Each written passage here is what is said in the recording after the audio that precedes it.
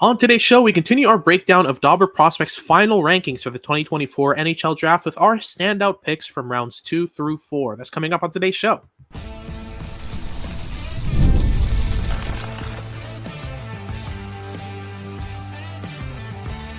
You are Locked On NHL Prospects, part of the Locked On Podcast Network.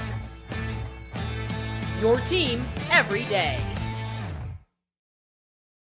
Hello, and welcome back to Locked On NHL Prospects, part of the Locked On Podcast Network, your team every day. On this podcast, we break down everything prospects related for you 5 days a week, Monday to Friday. I'm Hattie Kalakash, Director of North American Scouting for DobberProspects, with Sebastian High, our Head Scout and Director of European Scouting for DobberProspects. And on today's show, we'll be breaking down the standouts of the DobberProspects final rankings for the 2024 NHL Draft from the mid-rounds. We're going to look at rounds 2 through 4, and look at kind of the breakdown of the players we want to highlight in those rounds. We'll start off with the second round. We've highlighted 7 players from the second round we think are worth mentioning and talking about. In our second segment, same thing, but for the third round. And then in our final segment, the same thing, but for the fourth round. Before we get into any of that, though, today's episode is brought to you by Game Time. Download the Game Time app, create an account, and use code LOCKEDONNHL for $20 off your first purchase. If you're watching on YouTube, make sure to like and subscribe. Leave us a comment letting us know what you want us to talk about next. And if you're listening on your favorite podcasting platform, please leave us a rating and review and make sure to make us your first listen of the day. So let's get things started right away here with our second round highlights. We're starting off here with 2 big right-handed defensemen who play different styles but are both quite effective. I think they could have been flipped around, but at the end of the day, Charlie Elick at 33rd overall is the first pick of our second round. Talk me through his game and what made him so interesting for us at 33.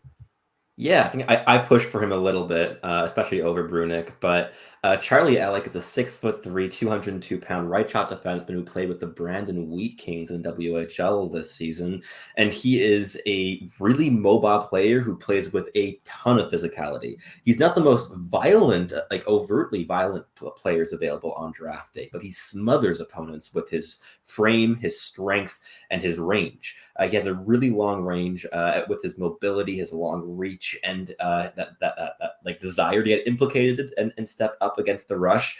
At the WHL level, he played a really bit more chaotic and aggressive style, and at the UA Team World Championships, he showed an ability to play a bit more of a composed and sitting back type of defensive role. And he played very well in both different situations, so that adaptability was something I liked a lot this season.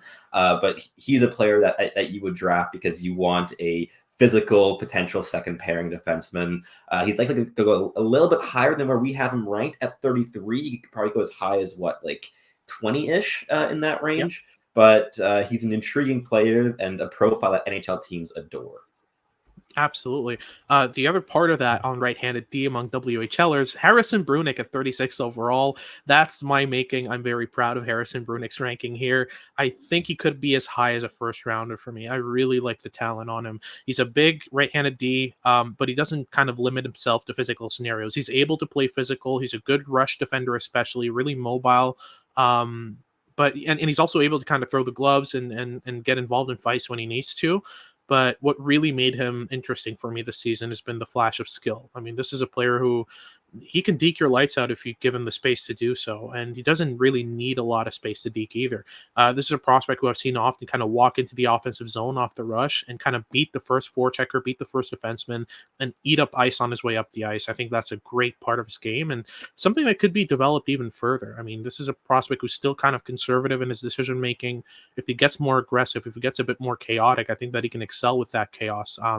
When he is in that kind of chaos creator role, from the blue line, that's where I think he's at his best, because he's really good at creating unpredictability and navigating that unpredictability with his decisions, with his skills, and with his defensive talents.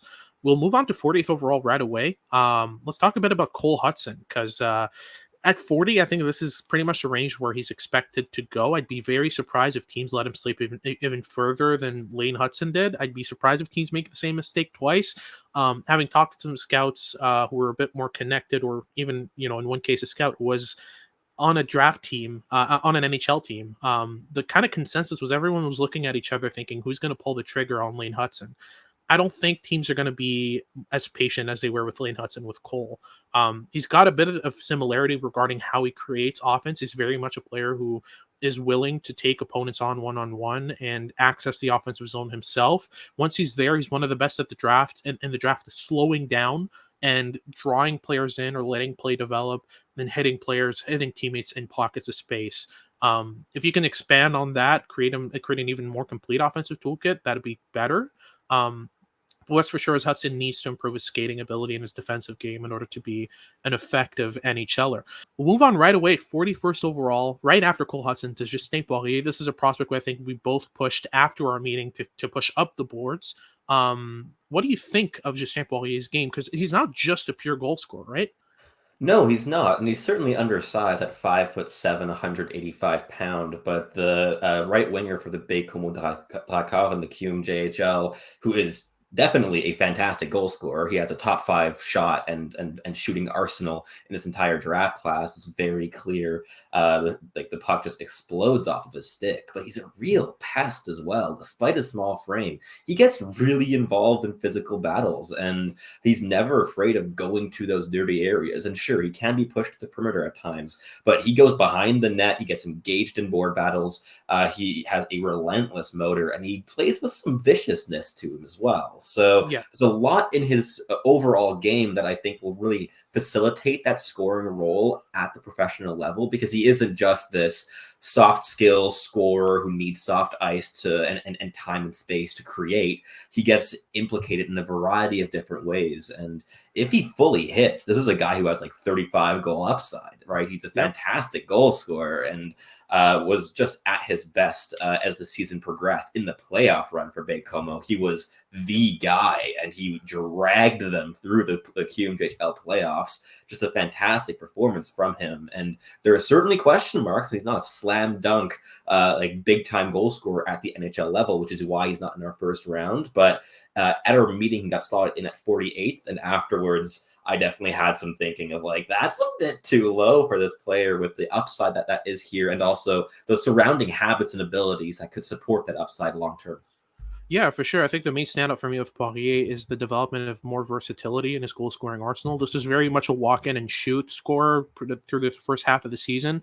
But as the season went on, you saw a bit more off-puck spacing, off-puck movement, getting open off the cycle really quickly and firing off shots in motion. The versatility really kind of ramped up as the season went on, so I got really more impressed with Poirier's goal-scoring arsenal than it was at the start of the season. And like you mentioned, the surrounding skills really good. Let's move on to 44th overall. We have Sam O'Reilly, the center of the London Knights in the OHL. For me, this is a prospect where I think it might bite us in the butt how low we have him right now. Him and the next guy on our in our standouts here. But with O'Reilly, what makes him so interesting is just how effective he is in terms of positioning, two-way ability, playmaking game. He's got some sneaky scoring skill as well. But what's really stood out for me this season is how good he is at slower speeds. He's kind of the opposite of Luke Misa, even though both of them are kind of in a similar role, or they're kind of middle six shutdown forwards who play well defensively and have good playmaking skill. That's true for both cases, but O'Reilly's much more effective at slower speeds, whereas Luke Misa is much more effective at higher speeds. With O'Reilly, it's all about being in the right spots at the right time all the time. He's positioned so well in every scenario, and I think he's going to be a great NHLer. Does he turn into a top 6 or even middle 6 player? I'm not sure, but he's going to be one of the best third line forwards in the NHL when all is said and done, in my opinion. He's got so much projectability to his game. Let's move on right away to EJ Emery at 49th overall. And this is another one that might bite us in the butt. Emery is a freak athlete, so mobile, so capable of kind of shutting down opponents. He's a pure suppressor, the best rush defender in this draft, in my opinion.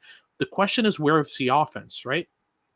100%. And this is a player where there was a tremendous amount of internal debate for us at Dobber Prospects throughout, especially the back half of the season, where I think both of us have really liked what we've seen, and we believe that he's a projectable player with a really high floor, like is likely going to be at least a third pairing guy who can shut down rush opportunities, can leverage his physicality, mobility to take space and time away from opposing rushers.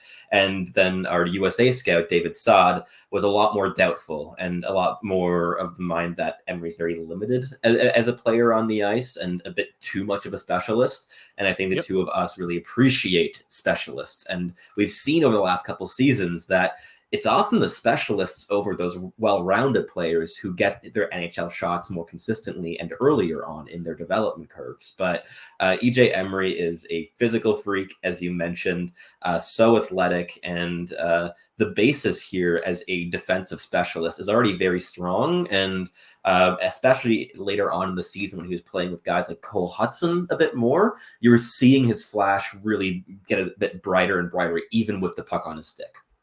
Absolutely. But that's our first segment done. We'll get into our second segment where you break down the highlights of the third round. We'll get into that in just a second, but just before, a quick word from our sponsors at Game Time. If you're looking to buy cheap tickets last minute to any event, Game Time is the best place to secure them. Game Time is safe, secure, and fully readily available. Whether that's an hour before the event starts, and even sometimes an hour after it starts, you can still get tickets on Game Time. And they're obsessed with saving you money. They've got a bunch of deals to help you get the best price for your tickets, including, but not limited to, last minute deals. You can save up to 60% on your tickets by buying them last minute for Game Time. And the Game Time guarantee makes sure that you always get the best prices. If you find a ticket in the same section and row for less than what Game Time has to offer you on another website, Game Time will credit you 110% of the difference. And it's not just for games, it's for anything that requires tickets. Sports, comedy, theater, you name it. If it requires a ticket, Game Time has it. So take the guesswork out of buying tickets with Game Time. Download the Game Time app, create an account, and use code LOCKEDONNHL at checkout for $20 off your first purchase. Terms apply, but again, super simple. You just create an account and use code LOCKEDONNHL for $20 off your first purchase. So download Game Time today. Last minute tickets, lowest price, guaranteed. Alrighty, so let's slip right through to our second segment here, where we talk about the third round standouts. We've selected 7 players for us to break down. We'll start off at 67th overall with Leo Sahlin Wallenius. Now, this is a prospect who's as high as the first round on a lot of boards. I just want to hear you out on why he's 67th on ours. We have a lot of questions on both sides of the puck with LSW. He's a really mobile player who at his best is a true quarterback from the blue line. He can be a really good distributor, but the hesitation in his game on top of a very low panic threshold and a real level of not very functional defensive habits to underpin his game have left us really wondering what he becomes at the NHL level. There's been some viewings where he's shown with on the defensive side of things by being able to leverage his physicality, which is stronger than other Swedish defensemen in this draft class, to take space and time away from opposition. But I've had a lot of questions, despite the high end mobility and the level of flash that he integrates into his game at times. Also, over the course of the season, he kind of shifted from being a bit more offensive oriented to being a bit more defensive oriented, which I don't really know if it really complemented his core strengths particularly well. And if that's where his development's headed, I don't really. I struggle to project him into an impactful NHL role. Maybe he's like a versatile, slightly inconsistent, mobile bottom pairing piece, but that top 4 upside that I saw and that many of us saw earlier on in this season was really started to become a lot more doubtful as the year progressed. But at 69th overall, we have another player who has a decent amount of skill, but also has a decent amount of questions regarding his projection in Muskegon Lumberjacks flashy winger, Matt Greeden. Yeah, absolutely. And with Greeden, what's kind of been the standout all season is a scoring skill. He's a really, really good shooter, and I like the positioning to get himself into open ice. He's also got some decent playmaking skill as well. Everything for him happens though with his feet planted. So when it comes to making plays in motion at high pace, his game crumbles pretty quickly, and that's where the question marks are with us. I think overall, with Greeding, you're getting a player who isn't the fastest, so his skating in isolation already isn't good, but on top of that, his ability to process a game at a high speed, I'm not convinced with either. So that combination of slow physical and mental pace makes him a bit more doubtful, in my opinion, to be an effective top 6 piece in the NHL. But I think even his fallback game's kind of decent. He's got good work rates. He's got the ability to kind of get back and put effort on the back check or outwork opponents on the forecheck. It's just once he corrals and collects those pucks, I'm not sure he knows what to do with them yet. I think that'll come with time, but even if that progresses to a decent average level, I'm still doubtful about the processing and lack of foot speed. Let's glide right through to number 74 on our rankings. Our only BCHLer ranked in our top 128, and that is Jack Pridham of the West Kelowna Warriors in the BCHL. Really interesting prospect. I love the forechecking in this game. He's a very hard forechecker who creates off of the forecheck, especially. But I've also started to really like his off-puck movement in the offensive zone. He gets open really well. The thing is with the BCHL is defenders don't really catch on to what you're doing as fast as they should. So Pridham's kind of been benefiting from that. I'm curious to see how he progresses as he climbs the NCAA pipeline, and I'm curious to see how he adapts to the lack of space that he's going to have in the offensive zone at that level. But I think the skill set's definitely there. Hard forechecker, decent mobility, hard worker off the puck. There's decent runway here. But let's move on to number 75, a prospect that I would personally have ahead of Pridham, but our USA scout David Sod really made the push for Pridham ahead of him. Javon Moore. How special is this kid? He's got some raw skill, right? He's got raw skill and he's got boom potential. This is a nearly 6'5", and he's 203 pounds. He's a left winger playing with Minnetonka in the Minnesota high school circuit, and he's off to the University of Minnesota next season, where he'll be joining players of the like of Jimmy Snuggerud, for instance, and he is massive, obviously. He's also very, very athletic. He plays with pace and intensity. He's very, very strong and very, very fast for his size, on top of being very skilled as well. This is a guy who has a lot going for him, and I could see him being picked well into the second round. The athletic and physical tools with this guy are off the charts good. None of the tape we had access to really this season was against competition where we can really read what that insinuated on the ice in a very in a more projectable form, because Minnesota high school hockey is fun but not NHL projectable. But yeah, he's a player that I think could have definitely featured higher up in our rankings because of those physical tools, and he's going to need 5-6 years to develop into an NHL piece. But that NHL piece at the end of the day could be a second line winger, and a really, really fun one at that. Absolutely. Talk me through Fyodor Avramov as well. You made a big push for him in our third round here. He ended up at 85th on our board. I've watched a decent amount of him as of late as well, especially after our meetings, and I kind of like what I see. I see where you're coming from with Avramov's ranking. So, yeah, absolutely. Talk me through his game. Yeah, he's very fun, and another big physical type of winger. He's 6'3", 190 pounds, playing with Kapitan Stupino in the MHL, which is Russia's junior league. And he has a ridiculously good shot. He can score from long range, especially against MHL goaltenders. But he adds to that really soft handling skill, an air of creativity with the puck on his stick. He's very raw, but he doesn't hold himself back physically in any way, shape, or form. And that combination of relentless physicality, aggression, and violence with that goal scoring and handling flash makes a really interesting toolkit.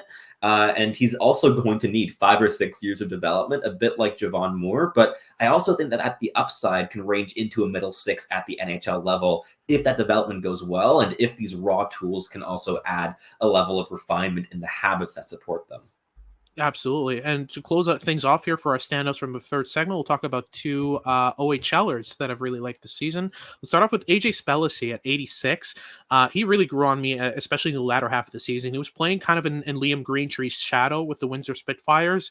They're pretty similar framed as well. Spellacy's 6'3", 195 pounds, and uses all of it. But what really stands out with Spellacy is just the raw speed and pace at that size. It's ridiculous. He reminds me a lot of Josh Anderson watching him, and he plays like a running back. Like, he's got that blister. You can see it in his routes that he played football for the longest time.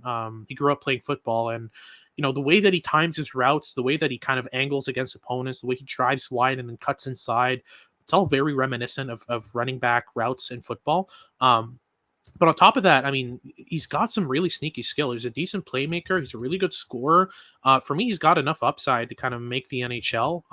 And you can work with what he's got. Players this big usually don't skate this fast, and he's got a great foundation to work with. And last but not least here in our third round is standouts, Lucas Fisher at 91st overall. Sometimes when I'm watching it, I feel like I'm watching a draft -2 player, like a 15, 16-year-old, just with the rawness of his game. He's not just raw physically. He's 6'4", 180 pounds, so he's lanky and he has weight to add to his frame, but he's also raw in terms of processing and in terms of tools. There's flashes sometimes of really brilliant playmaking skill, really great shot selection, decent hands. I see him really kind of develop into a suppressor, though, at the NHL level. His mobility at that size is really, really good. And I feel like as he adds weight, as he adds muscle to his frame, especially to his legs, you're going to see him become even more effective as a transition suppressor. Great rush defending and flashes again, but like there's a lot of speculation with what Fischer becomes, which is why he's lower in our board. But there's so much runway to add to his game. He's just going to take a lot of time. Teams are going to have to be patient with Lucas Fischer. That's our second segment done. We'll get right into our third, where we talk about our fourth round standouts here. We selected 7 players to talk about on today's episode from our fourth round at Dobber Prospects. But just before we get into that, a quick word from our sponsors at Ultimate Hockey GM. Hey, Locked On NHL Prospect fans, I want to take a moment to introduce you to our new partners, the mobile game Ultimate Hockey GM. Ever dreamed of becoming an NHL general manager and managing your hockey franchise and leading them to glory? Well, now is the time that you can do so and prove that you have the chops to contend with the actual GMs of the NHL, whether it be Kent Hughes and the Montreal Canadiens or Brad Treliving of the Toronto Maple Leafs. Manage every single strategy of your team and play through the seasons and lead it to glory. You can hire the right coaching staff, the right scouts to really improve your franchise and really create a dynasty. As a hockey fan, you know that there is no true offseason. General managers are constantly working the phones in the offseason, making moves, drafting players, and signing free agents, and you can do the same. Ultimate Hockey GM is completely free and playable offline. Play on the go as you want and when you want. Locked On Network listeners get up to a 100% free boost to their franchise when using the promo code LOCKEDONNHL in the game store. So make sure to check it out. To download the game, just visit hockeygm.app or look it up in the app stores. Ultimate Hockey GM. Start your dynasty today.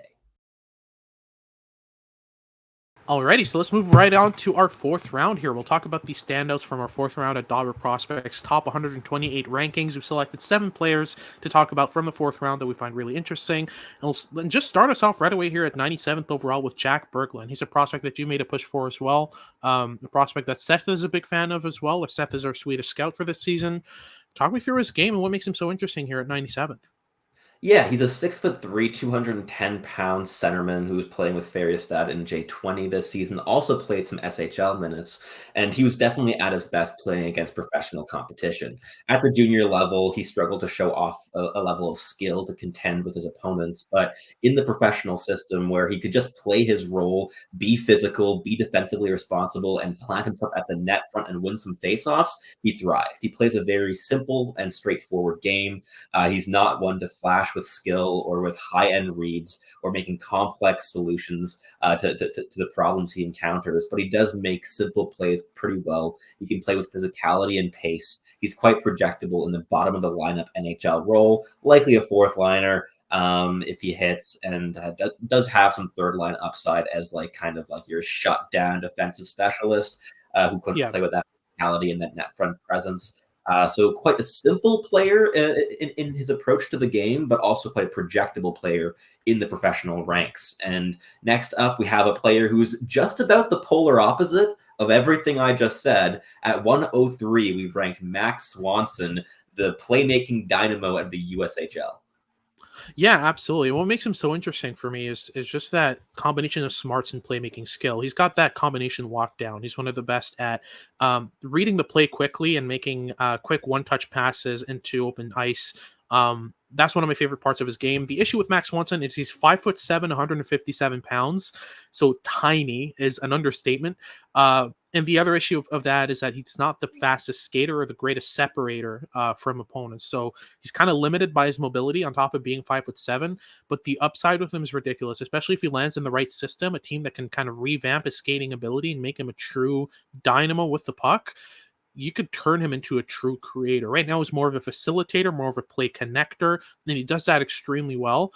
The bet with Swanson is that he lands in the right system and makes us look really, really good in a couple of years, but he's another long-term project. I think at least 5-6 years before you see him make the NHL. but if he's developed properly, we're talking about one of the best playmakers to come out of this draft. Right away, I'll slip into number 105 here with Kevin He. A forward who really impressed me with his energy, his dynamism with the puck. He's got that combination of skating and work rate that I think is really interesting. I'm not as sold on the puck skills, but he's got a decent enough shot that I think he can score goals at the NHL. On top of being a kind of a decent distributor, he's not overly complex with his kind of problem solving or his ability to kind of make plays at top speeds, but he's really simplistic, a great forechecker, a great skater. He puts in second, third, fourth efforts. There's a lot to love here with Kevin He, and I think is very much worth a fourth-round pick at the least. I'd even argue there's an argument for him in the third round. Really like the value here with Kevin He. Let's move on to number 106, a prospect he made a great push for as well, and Mitja Jokinen out of the Finnish under 20 circuit.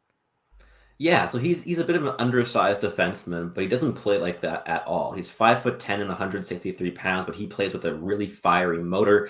He gets engaged very actively, and even like in terms of board battles, like he just constantly keeps his feet moving, which allows him to still kind of be in the mix despite not being physically dominant. And at the U18 World Championships, I thought he really shone on Finland's blue line. I thought he outperformed players that are ranked far higher than him, like Aaron Kiviharju. He was able to show some on-puck dynamism and puck-moving skill throughout that tournament. He has some pop in his game. I would have almost liked him inside our top 100 rather than at 106, where he ended up on our board. But yeah, he's still quite raw. He's far from a slam dunk NHLer. There's definitely question marks around his development. But I thought that later on in the season, he showed enough promise and flashes of upside, and also that surrounding intensity that he will need to ground his game at the professional level to be an intriguing NHL prospect. And yeah, I like him a bunch. But at 111, we have another raw prospect in Colin Ralph, who you like quite a bit. Yeah, absolutely. He's a big left shot defenseman who played for Shattuck St. Mary's in the US high school circuit. And what makes him really interesting is he does everything simple really well. As long as he's keeping things simple, as long as he's kind of suppressing the rush, dealing with a player in front of him and making a quick pass to a teammate who will complexify the play afterwards, fantastic, no notes, no problems. The issue with Colin Ralph is he tries to play above his skill set. Once he tries to deke, once he tries to carry the puck out and skate past the guy, his game breaks down extremely quickly. So you have two options with Colin Ralph developmentally. You can either rework his habits to fit with his skill set, or rework his skill set to fit with his habits. It's just a matter of what a team prefers. I think it'll be easier to rework his skill set rather than his habits, because old habits die hard. We've seen that a lot of prospects. It's really hard to kind of make a player play the way that they don't want to. So if you can improve his skills and make him more capable of carrying the puck, of deking past opponents, you've got a big, mobile, rangy, defensively capable player with offensive skill, which I think is a lot more promising than trying to rework his habits and just making him a pure shutdown defenseman, even though that'll probably be a bit, I wouldn't say easier, but definitely more NHL projectable. Still, there's a lot to work with here with Colin Ralph. But let's move right away into number 121, a prospect we've both liked a lot since his draft year, and he's in his draft plus 2 now. Jiri Tichacek, no? Draft plus 3, I think, yeah, as well. Yeah. Jiri Tichacek of Kladno in the Czech Extraliga, who was very much often Czechia's Kladno's best player on a nightly basis on a team that features Jaromir Jagr. Like, talk me through this. He's so much fun. Like, the context in which he plays is also very fun, but the player himself in isolation is incredibly enjoyable to watch. He's definitely undersized. This is a 5'9", this is a 5'9", 170-pound left shot defenseman, and he led all Czech Pro League defensemen in points this season, logging 43 points through 52 games. It was a massive pop for him. He's been showing flashes of that offensive involvement in the previous seasons. He's been playing pro hockey since his draft year season, and he finally was able to take that leap into being an offensive production dynamo. In terms of how he produces, he's very much a distributor and a facilitator on the ice rather than a raw, pure playmaker. But he's very intelligent with the puck on his stick. He makes simple, intelligent plays very consistently. He's able to leverage his strong stick work and mobility to shut down play defensively. He's far from a defensive black hole. He's able to do as much as he possibly can with his undersized frame to clog key passing lanes and get in the faces of rushing opponents. And while the upside here isn't sky high, I do think he could rise as high as a number 4 role with strong development if a team is able to just take the swing, invest in this player with a late round draft pick this season, and just give him time, develop a little bit more, and just give him some opportunities, because he has the intelligence, the mobility, the fun factor to become a really entertaining bottom pairing piece. For sure. Let's move on right away to our final prospect we want to talk about here in our standouts from round 2 through 4 on the Dobber Prospects 2024 NHL Draft Rankings. Félix Lacerte. We close things off with a QMJHLer at 126. He's really interesting. I really like the playmaking vision, the ability to play small give and goes. The projectability in his passing game is really, really good. He's always connecting plays. He's always elevating his teammates' skill set, and he knows who he's playing with. You can really tell by his habits, how his habits change depending on his line mates. His play this season with Shawinigan was fantastic. His frame isn't projectable. I think it's 5'10", 168 pounds, something like that. So not the most projectable frame, on top of being kind of just an average shooter, an average defensive player. He works hard. I just don't think he understands the defensive game as well as other prospects. But if he can build around his playmaking game and develop that even further, I think you've got a decent third liner in the NHL. But I don't think he's got a pretty low floor as well. There's some decent odds he doesn't make the NHL. A lot of habits need to fall into place. But again, I think everything revolves around the playmaking projectability and habits in his game. And if you can work around that, you've got a decent NHLer. But that's our standouts for the 2024 NHL Draft from rounds 2 through 4 on our Dobber Prospect rankings done. If you like the video, make sure to like and subscribe. Let us know what you think of the rankings as well and our standouts in the comments below. And if you're listening on your favorite podcasting platform, please leave us a rating and review and make sure to make us your first listen of the day. For your second listen of the day, make sure to check out Locked On Sports Today. They've got all your news and updates about what's going on around sports on YouTube's first 24/7 sports channel. And make sure to tune in for our next shows as we continue our prospects coverage for the month of June. This has been Hattie Kalakash with Sebastian High, and we hope you tune in next time.